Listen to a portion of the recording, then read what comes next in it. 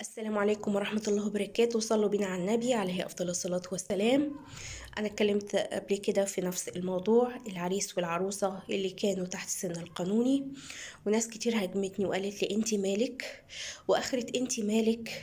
اللي هو الفيديو ده، العريس والعروسة وقعوا في ايدين ناس بتلعب بيهم، زي ما بيقولوا بالبيضة والحجر. يعني عارفين شغل محمد عادل بتاع كشري لما كان عامل بالظبط زي القرد ابو زديري، الناس اللي كانت بتحركه هي اللي كانت بتربح من وراه، لانه كان ترند الايام اللي فاتت دي كلها.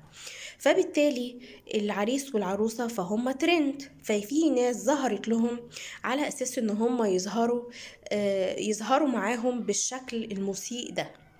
ازاي واحد ومراته على اساس ان انت طالع بتقول ان انا راجل قد الدنيا، طالع انت ومراتك ترقصوا وتتنططوا؟ انتوا بالظبط عاملين زي القرد ابو زديري، اللي مطرح ما الشخص ياخد القرد يوديه في هنا او هناك، ارقص ارقص ترقص، اتنطط اتنطط.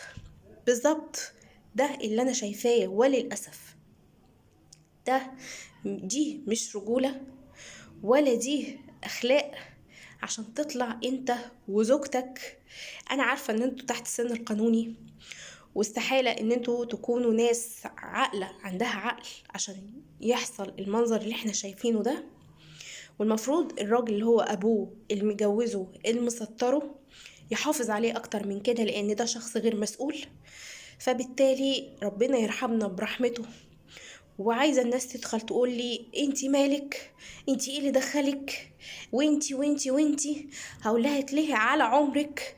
لان انتي لما تشوفي حاجه سيئه ما بتتكلميش وتقولي انتي مالك. وكل واحد لو قال انتي مالك او انت مالك محدش هيصلح حاجه، وانا عارفه ان انا مش هصلح حاجه، بس انا بحط النقطه السيئه قدام عينيكم واقول لكم المنظر المسيء ده مش مسيء للشخص وبس، ده مسيء للعالم العربي، مسيء للمصريين. لما تطلع بالشكل ده انت ومراتك والناس المسؤولة عنكم انتوا الجوز سامحين بكده طالما في فلوس داخلة. يعني الواحد لو كان يرضى باللي قسم له كان هيبقى احسن بكتير. يلا ربنا يرحمنا برحمته.